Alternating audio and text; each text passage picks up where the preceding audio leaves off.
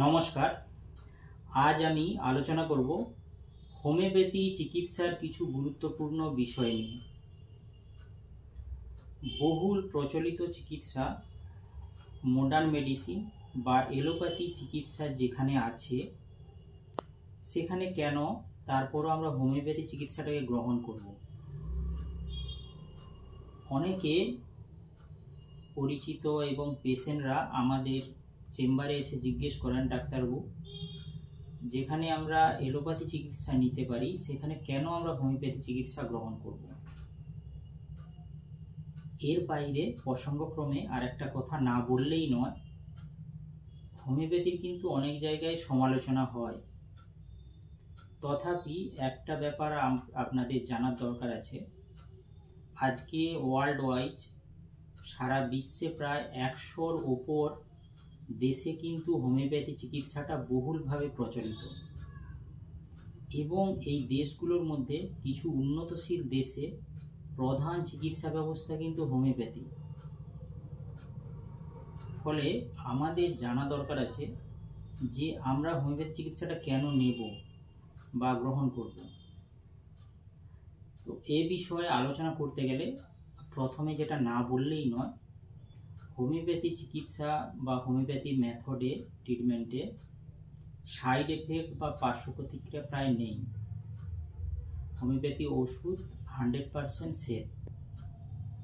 তবে কিছু ক্ষেত্রে ওভারডোজ বা ভুল মেডিসিন সিলেকশন বা ভুল রিপিটেশন অফ ডোজ বা র্যাপিড রিপিটেশন অফ ডোজ ক্ষেত্রে সামান্য পার্শ্ব প্রতিক্রিয়া হতে পারে। তবে যদি কোনো পেশেন্ট প্রপার রেজিস্টার্ড প্র্যাকটিশনারের কাছে হোমিওপ্যাথি চিকিৎসা করান, তাহলে কিন্তু এই সাইড এফেক্টের পরিমাণ একেবারেই থাকে না। 100% ওষুধটা কিন্তু সেফ থাকে। এছাড়া যে বিষয়টা জানার দরকার আছে, হোমিওপ্যাথি এমন একটা চিকিৎসা পদ্ধতি যেখানে একমাত্র অসুখের টেন্ডেন্সি বা প্রবণতা কমানো যায়। এলোপ্যাথি সিস্টেম বা অন্য কোনো সিস্টেমে কিন্তু কোনো অসুখের প্রবণতা বা টেন্ডেন্সিটা কমানো সম্ভব নয়। ধরুন, এটা বোঝাতে গেলে একটা পেশেন্ট ধরুন তার বারবার ঠান্ডা লাগে, জ্বর, সর্দি, কাশি, কফ হয়। তো ওই পেশেন্টটা যতবার ঠান্ডা লাগে ততবারই এলোপ্যাথি প্র্যাকটিশনারের কাছে গিয়ে অ্যান্টিবায়োটিক গ্রুপের কোনো না কোনো ওষুধ খায়। তো যত এই অ্যান্টিবায়োটিক খায় ওই পেশেন্টের কিন্তু ইমিউনিটি পাওয়ার বা রোগ প্রতিরোধ ক্ষমতা আস্তে আস্তে কমতে থাকে। কারণ আপনারা জানেন যে এলোপ্যাথি ওষুধের অনেকটাই সাইড এফেক্ট থাকে। যত এই রোগ প্রতিরোধ ক্ষমতা ওই পেশেন্টের কমতে থাকে তত কিন্তু ঠান্ডা লাগার সম্ভাবনা আরও বেশি বাড়তে থাকে। কিন্তু ওই পেশেন্ট যদি হোমিওপ্যাথি চিকিৎসা গ্রহণ করে তাহলে কিন্তু ওই পেশেন্টের কিন্তু এই রোগ প্রতিরোধ ক্ষমতা অনেকটাই বাড়বে। এমনকি ওই যে ঠান্ডা লাগার ধাত, ওটারও কিন্তু সঠিক চিকিৎসা করলে সম্পূর্ণ সেরে যাবে, এবং এই যে ফ্রিকুয়েন্ট ঠান্ডা লাগা সেটাও কিন্তু সেরে যাবে। ফলে কোনো অসুখের এই প্রবণতা বা টেন্ডেন্সি কমাতে হলে হোমিওপ্যাথির কিন্তু বিকল্প কিছু নেই। এছাড়া হোমিওপ্যাথি চিকিৎসা প্রাকৃতিক একরকম চিকিৎসা, এবং এটা ব্যক্তি কেন্দ্রিক। মানে হচ্ছে প্রতিটা পেশেন্টের ক্ষেত্রে কিন্তু আলাদাভাবে চিকিৎসা করা হয়। মানে সবার যদি ঠান্ডা লাগা থাকে একই চিকিৎসা কিন্তু নয় এটা। আরেকটা জানার দরকার আছে, এক্ষেত্রে কিন্তু সিমটোমেটিক চিকিৎসা করা হয়। সিমটম দেখা হয় পেশেন্টের, সাইন সিমটম দেখা হয়। পেশেন্টের মানসিক সিমটম, অনুভূতি, মানসিক স্থিতিশীলতা, পেশেন্টের হ্যাবিট, নেচার, পেশেন্টের পাস্ট হিস্ট্রি, পেশেন্টের ফ্যামিলি হিস্ট্রি, পাস্টে কিছু অসুখ হয়েছিল নাকি, ফ্যামিলিতে কি কি বড় কিছু অসুখ হয়েছিল, সেগুলো দেখে কিন্তু চিকিৎসা করা হয়। ফলে হোলিস্টিক অ্যাপ্রোচে এই চিকিৎসাটা কিন্তু অনেকটা বেশি সায়েন্টিফিক। সেক্ষেত্রে কিন্তু অন্য যে চিকিৎসা ব্যবস্থাগুলো আছে সেক্ষেত্রে কিন্তু অনলি ওই ফিজিক্যাল সিমটম দেখা হয়, তার ভিত্তিতে চিকিৎসা করা হয়। ফলে এক্ষেত্রে আমাদের এটা বোঝার দরকার আছে হোমিওপ্যাথি কিন্তু অনেক বেশি সায়েন্টিফিক মেথড এবং পেশেন্টের হোলিস্টিক ফিজিক্যাল মেন্টাল সব স্টেটটাকে কিন্তু দেখে চিকিৎসা করা হয়। আরেকটা বিষয় জানার দরকার আছে, অন্যান্য সিস্টেমে যেখানে কিছু অসুখকে প্যালিয়েশন করা হয়, মানে অসুখটাকে কমিয়ে দেয়া হলো, আবার ওষুধ ছাড়লো, আবার অসুখটা ফিরে আসে, কিন্তু হোমিওপ্যাথি চিকিৎসা মেথডে কিন্তু এই প্যালিয়েশনের ব্যবস্থা নেই। হোমিওপ্যাথি চিকিৎসায় কিন্তু পেশেন্ট সম্পূর্ণ নির্মূল হয়, অসুখটা সম্পূর্ণ নির্মূল হয় হোমিওপ্যাথি চিকিৎসার ক্ষেত্রে। এই নয় যে হোমিওপ্যাথি চিকিৎসা ছেড়ে দেওয়ার পর সঠিক যদি চিকিৎসা নেন যে আবার অসুখটা ফিরে আসবে, এই ভয়টা থাকে না। ফলে হোমিওপ্যাথি চিকিৎসাটা অনেক বেটার। এছাড়া আর একটা ব্যাপার না জানলেই নয়, সেটা হচ্ছে যখন কোনো ওষুধ, সেটা যে কোনো সিস্টেমেরই হোক না কেন, যখন নতুন আবিষ্কার হয় ওষুধটাকে প্রুভিং করার দরকার থাকে। মানে বেশিরভাগ ক্ষেত্রে এলোপ্যাথির ক্ষেত্রে দেখা যায় যে ওনারা কি করে, লোয়ার অ্যানিম্যাল, মেনলি হচ্ছে গিনিপিগ, ইঁদুর বা বাদুড়, কিছু ক্ষেত্রে বানর, এইসব প্রজাতির কিছু অ্যানিম্যালের ক্ষেত্রে প্রুভিং করে। ওই ওষুধটা দিয়ে দেখা হয় যে ওর কী সিমটম দেখা দিচ্ছে। একইভাবে হোমিওপ্যাথি চিকিৎসার ক্ষেত্রে কিন্তু যখন নতুন কোনো ওষুধ আবিষ্কার হচ্ছে, ওষুধটাকেও কিন্তু প্রুভিং করা হয়, কিন্তু হোমিওপ্যাথির ক্ষেত্রে এক্ষেত্রে কিন্তু 100% প্রুভিংটা হয় মানুষের ওপর। এখানে এই বিষয়টা একটু অনুধাবন করার বিষয় আছে। এই যে অ্যানিম্যালগুলো, এই অ্যানিম্যালগুলোর উপর যখন অন্য চিকিৎসা ব্যবস্থায় ওষুধটা প্রয়োগ করা হচ্ছে, অ্যানিম্যালগুলো কিন্তু কথা বলতে পারে না, অ্যানিম্যালগুলো কিন্তু তাদের অনুভূতি ব্যক্ত করতে পারবে না।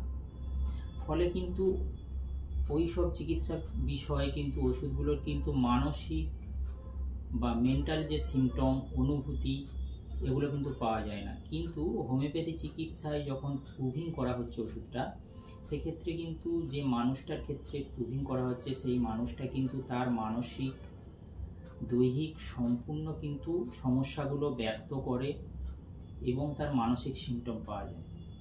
ফলে হোমিওপ্যাথি চিকিৎসাটা কিন্তু অন্যান্য সিস্টেমের যে ওষুধ, তার চেয়ে কিন্তু হোমিওপ্যাথি ওষুধ অনেক বেশি মানসিক যে ডিজিজগুলো বা মানসিক লেভেলে অনেক বেটার কাজ করে, ফিজিক্যালও কাজ করে। ফলে এটা কিন্তু অনেক বেশি সায়েন্টিফিক মেথড হিসাবে আমরা পরিচিত করি। এছাড়া আর একটা বিষয় জানার দরকার আছে, কিছু ডিজিজের ক্ষেত্রে দীর্ঘদিন চিকিৎসার দরকার হয়, দীর্ঘদিন বা অনেক ক্ষেত্রে সারা জীবনই ওষুধ খায় পেশেন্টরা।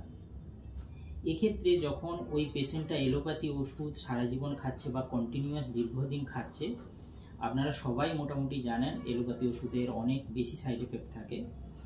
তো ওই সাইড এফেক্টের জন্য কিন্তু ওনার যে ইন্টারনাল অর্গ্যান, সেটা লিভার হতে পারে, কিডনি হতে পারে বা অন্যান্য অর্গ্যান হতে পারে, তার কার্যক্ষমতা কিন্তু আস্তে আস্তে কমতে থাকে, কার্যক্ষমতা কিন্তু নর্মাল থাকে না। ফলে তার শরীরে আর একটা অন্য কোনো একটা অসুখ বাসা বাঁধে, ওই অর্গ্যানগুলোর অন্য কোনো অসুখ হয়।